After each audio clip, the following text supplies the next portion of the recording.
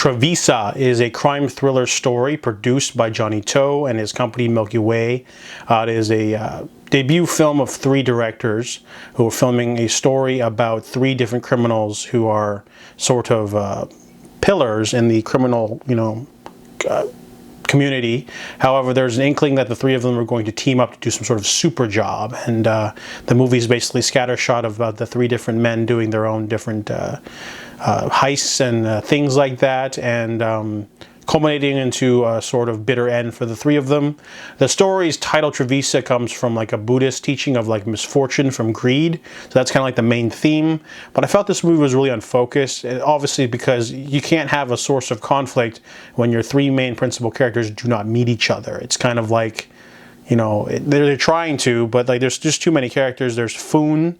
He's basically like an older man who robs gold, and then he later basically has to go on the run because they kill too many cops. Then there's Chook. He's like a kidnapper who kidnapped the rich man's son, who's being dogged by a detective. And then there's Kwai. He's killed some police officers and had to change his identity and go to China. And he's trying to rob a jewelry shop and meeting an old friend in Thailand, or who has a Thai wife. And there's just, I don't know, they're just really, it doesn't really sing, it just doesn't like mesh well together. There's some bursts of violence here and there to like sort of keep your interest up. Like the opening of the film's like beautiful, but then the rest of the movie's kind of just like characters wandering around.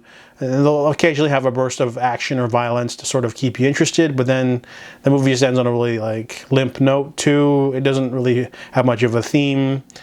The movie takes place on the eve of Hong Kong's political turmoil, and I didn't know this, but apparently the three criminals are all based off real criminals too.